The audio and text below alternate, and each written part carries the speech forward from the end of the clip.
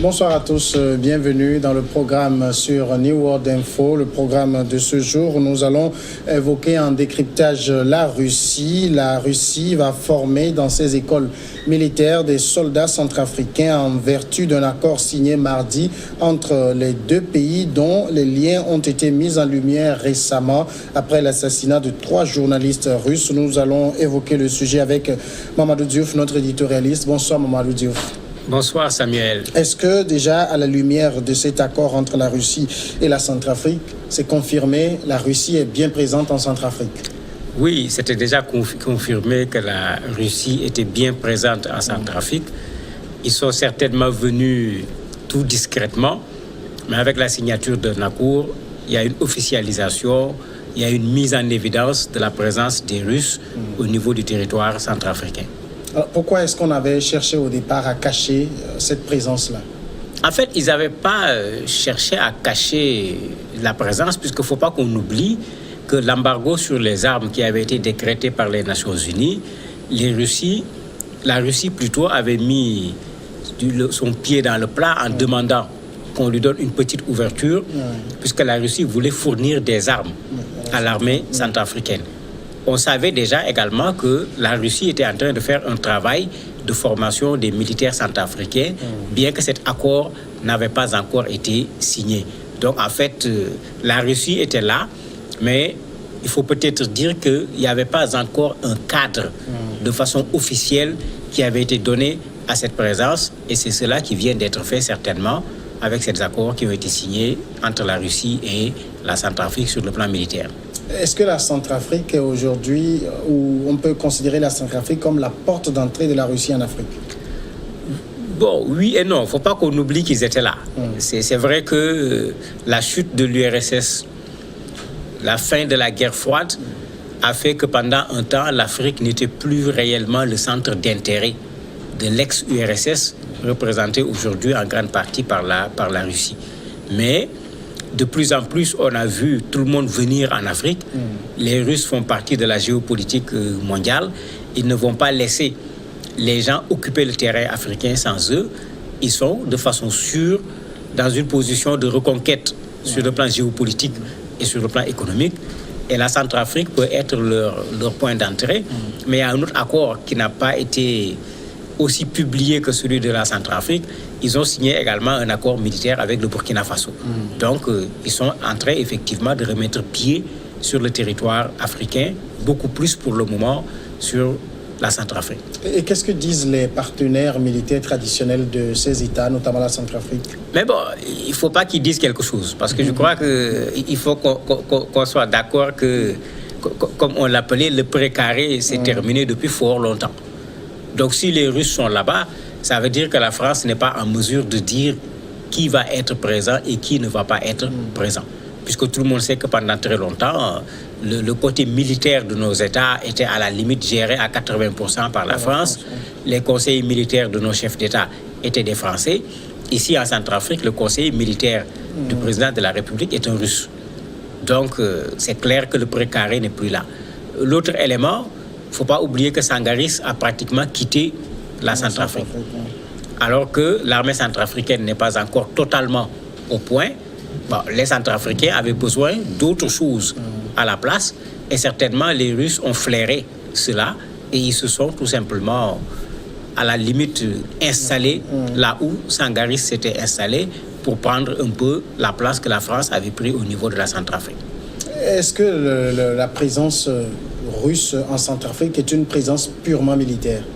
Pas seulement militaire, parce qu'il y a déjà eu des problèmes avec l'exploitation d'un certain nombre de minerais du sous-sol, en particulier les diamants et l'or. Il y a déjà eu même un scandale en la matière, puisque une des sociétés qui était présente n'avait pas annoncé de façon officielle sa présence. De sorte que sa présence a d'abord été interprétée comme du pillage. L'autre élément, il y a des militaires russes positionnés dans certains endroits qui étaient en train également de profiter des richesses du sous-sol centrafricain.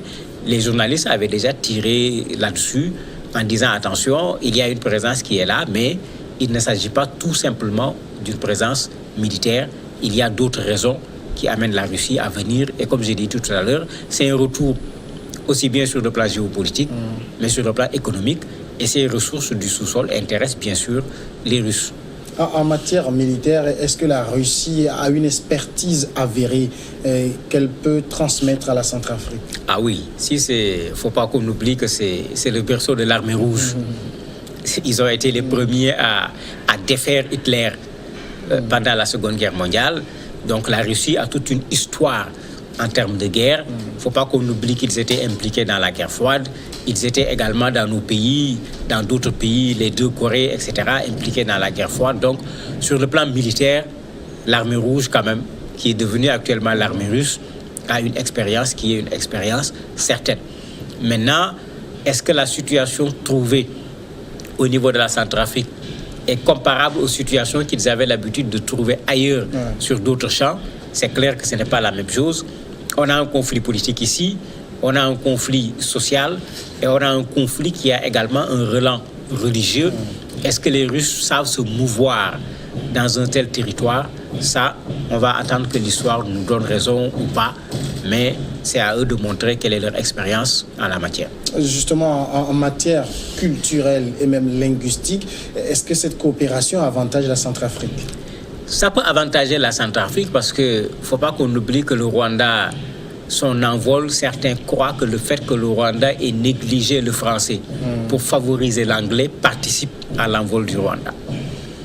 Pourquoi les Centrafricains ne le feront pas avec du russe au lieu du français?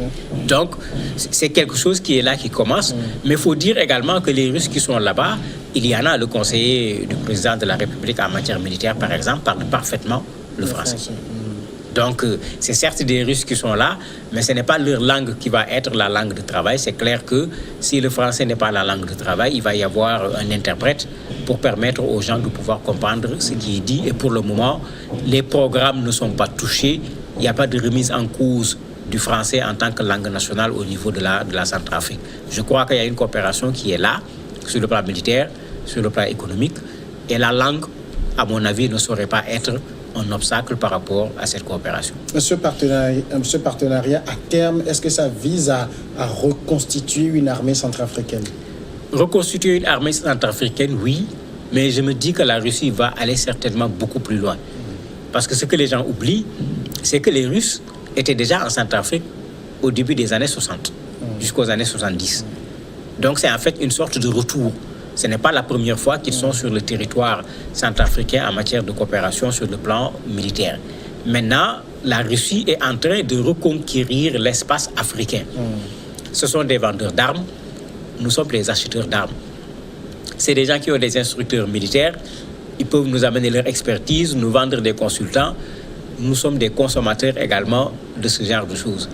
Donc la Centrafrique va être certainement une porte d'entrée, mais je vois mal la Russie, à la limite un grand pays, se contenter de la Centrafrique et laisser tout le reste du continent africain, alors qu'on voit les Chinois, on voit les Américains, les gens viennent non seulement pour s'approcher de ce pays sur le plan économique, mais de plus en plus, on a un retour à l'installation des bases militaires dans les pays africains, alors qu'au début des années 90, c'est le contraire. Les gens se plaignaient de la présence des bases militaires des pays étrangers au niveau des pays africains. Quand on regarde dans la réalité aujourd'hui, il y a un retour de ces bases militaires. La Russie est en train de regarder cela et certainement, elle s'apprête également à venir s'installer sur le territoire africain comme le font les autres puissances. Alors, si on veut un peu extrapoler, est-ce que dans un avenir proche ou lointain, on risque de voir, par exemple, des soldats russes être déployés sur des théâtres de conflit sur le continent? Ce n'est pas évident parce qu'on ne les a pas trop vus sur ce plan-là. Ça fait partie d'ailleurs des reproches que faisait le secrétaire général des Nations Unies, le défunt Kofi Annan, en disant que quand on parle des forces des Nations Unies, quand on regarde, ceux qui constituent les 5 qui ont le droit de veto sont ceux qui envoient le moins de soldats. C'est la France qui fait exception, mais quand vous regardez la France choisit clairement les endroits où elle va. Et souvent, ce n'est pas nécessairement l'ONU, mais c'est plutôt la France qui prend l'initiative et qui ensuite cherche la couverture de l'ONU. Donc, de la même façon, les Russes, les Américains, comment on les appelle encore, les Chinois, qui ont le droit de veto, les Anglais, on ne les a pas vus en masse au niveau de tous ces terrains où l'ONU a envoyé des casques bleus. Peut-être qu'avec cette façon d'intervenir des Russes, ils vont mieux connaître le continent africain et que s'il y a besoin de déployer des forces, les Russes accepteront de fournir également des hommes pour les casques bleus des Nations Unies. Une base militaire russe sur le continent africain, c'est envisageable? Est-ce que ce n'est pas en train de se réaliser? Parce que généralement, quand ils installent les bases militaires, ils ne le disent pas. Dans les accords également, ça ne fait jamais partie de ce qui est publié. Rappelez-vous ce qui s'est passé tout récemment au Niger. Les Américains étaient bel et bien installés dans ce pays sans ne l'avoir jamais dit à personne. C'est quand il y a eu une attaque où il y a eu des soldats américains qui sont morts qu'il a fallu, parce que chez eux, quand il y a des problèmes, il faut s'expliquer au Parlement, qu'ils s'expliquent, et c'est en ce moment qu'ils ont dit qu'ils avaient également des gens qui sont installés au niveau du Niger. Donc certainement, les Russes n'ont pas envoyé leurs soldats comme ça en Centrafrique. Ils ont certainement un plan caché qui va être beaucoup plus important que le fait de reformer simplement l'armée centrafricaine. Qu'en est-il des 3 journalistes russes assassinés? Pour le moment, difficile de dire de quoi il s'agit, parce que, comme on le dit tout à l'heure, c'est des accords militaires. On ne dit jamais tout. Il ne faut pas qu'on se fasse des illusions. Ce n'est pas pour rien que l'armée s'appelle la Grande Muette. Et la raison pour laquelle la mort de ces journalistes a rapidement été mise sur le dos de l'État russe, c'est lié à ça. Parce qu'ils étaient clairement allés pour faire une enquête concernant la présence des Russes au niveau de la Centrafrique. Le deuxième élément, ils sont dans un média qui appartient à un opposant qui pendant longtemps a tenu tête à l'État, d'abord au niveau des médias, avant de se lancer carrément sur le terrain politique. Et eux, quand ils venaient, l'information qui circulait déjà, c'est qu'en plus des instructeurs militaires qui étaient présents, la Russie fait en Centrafrique exactement ce que la Russie fait en Syrie, avec des conseillers militaires qui sont des civils, qu'on va fondre à l'intérieur des groupes sans pour autant dire qui est là et qui n'est pas là.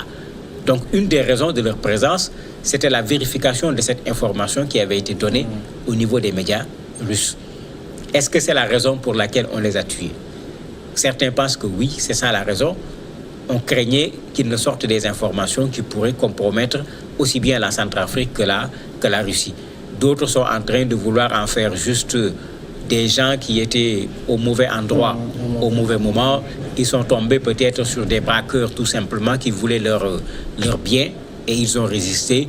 Et ça, il va falloir attendre et voir si l'enquête va nous donner l'information, parce que les enquêtes sur les questions militaires, ça ne donne jamais toutes les informations. La Russie est quand même un pays qui a une tradition d'espionnage et tout ce qui est lié à ça. Est-ce que la Centrafrique est prête à subir un peu ce côté-là? La Centrafrique n'a pas le choix. Elle est comme tous nos pays. Tout le monde le dit de façon générale.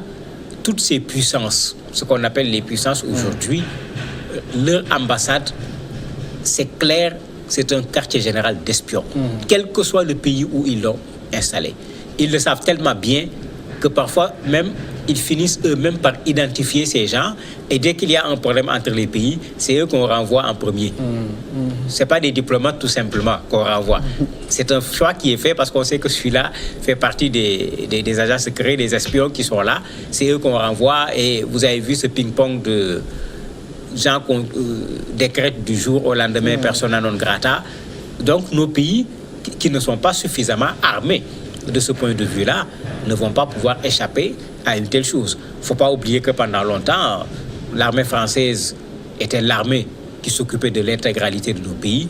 Donc la France maîtrisait de long en large ce qu'étaient nos armées, ce que ça valait, ce que ça ne valait pas, quelles étaient nos perspectives, etc.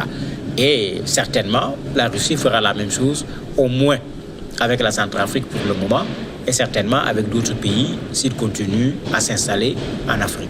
Mamadou Diouf, merci d'être passé nous donner ces explications.